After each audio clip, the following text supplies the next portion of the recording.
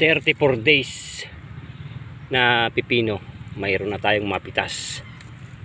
Ayan na yung mga first selection harvest natin dito sa ating Mega C F1. Nasa ibaba pa lang yung mga bunga, ano?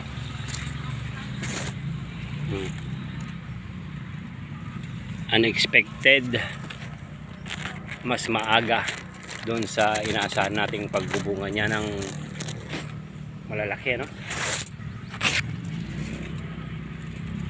First selection harvest natin sa edad ng 34 days ito sa ating Mega C F1.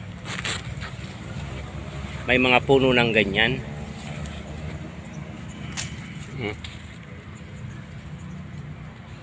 Hindi makita. Nasa ilalim, ano, mga farmers, yung ating cucumber. Ganun din sa mga kabila, pero yung ibang part wala pa naman kasi bata pa tong pipino natin.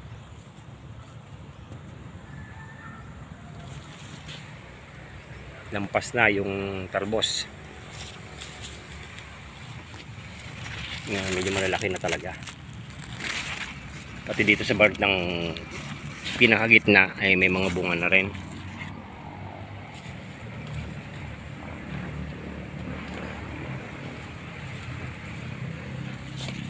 Marami na ring fungus.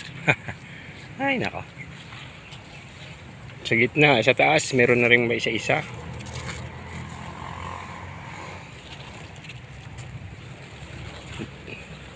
Wala pa akong update sa presyo ng pipino sa lugar niyo, mga farmers. Anong presyon ng pipino ngayon dito sa amin ay hindi ko pa alam. Last tanong natin ay 25 per kilo ang farm gate. Talong 1.1 na lang. Ayan, so may malaki na. Pag hindi natin ito napitas, mag-oversize. Malaki na to. So, ayan. Mabigat ang bunga ni Mega C. Mega C F1, madami ng bunga.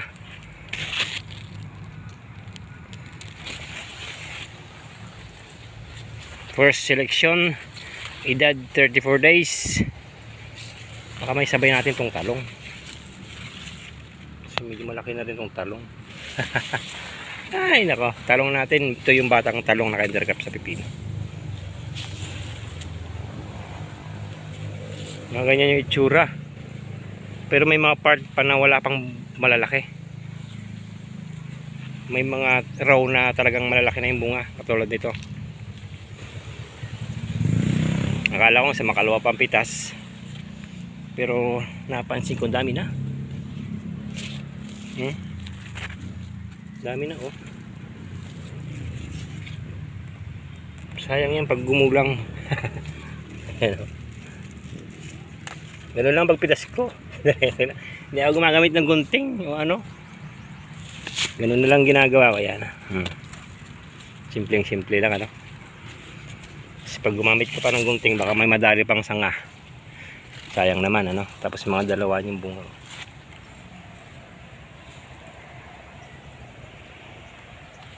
Dito pa lang sa part na to, sa may talong, yung may malalaking bunga. Pero part doon sa dulo, yung huling tinanim natin na mga ilang days yung nahuli, yung pagtanim. Kasi yung tinanim natin dito, 2 lata. Pero hindi na ubos. Hindi ka nagkasya, no? Medyo may natirang konting buto. Yung part dito, wala pang ganong malalaki.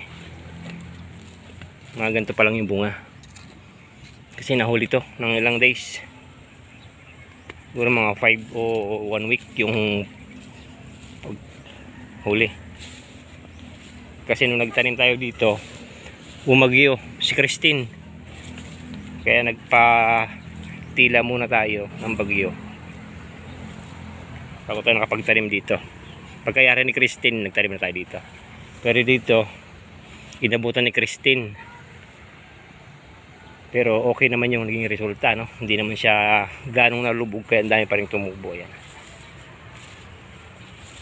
No? Yan yung itsura dito sa kabila. hindi nga lang nagsabay. Kung sumabay lang sana,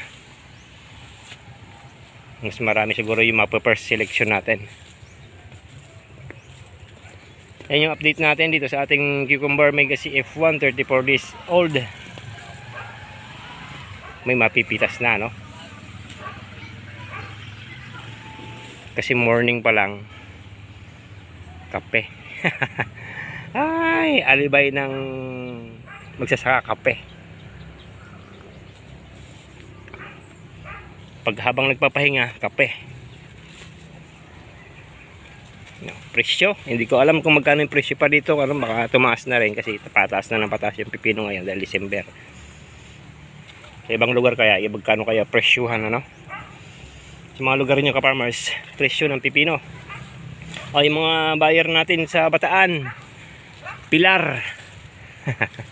Ay, bala nga. Dalawang lata ng seeds ang tinanim natin dito. Baka magkasundo tayo sa presyo. First selection harvest pa lang ngayon.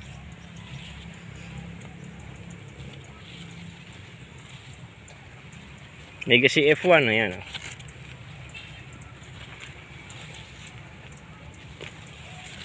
Tsaka kunting talong siguro mapipilas natin.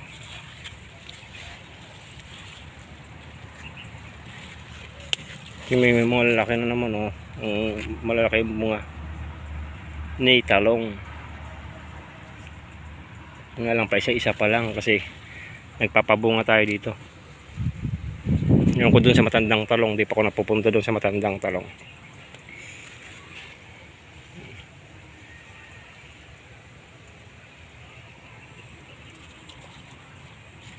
Daming bulaklak.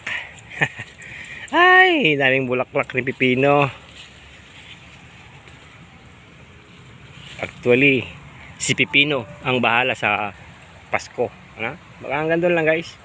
Update lang natin tong ating cucumber per selection natin ngayon. Kasi marami na talaga malalaki. Every 2 days pa naman pitas dito. Thank you.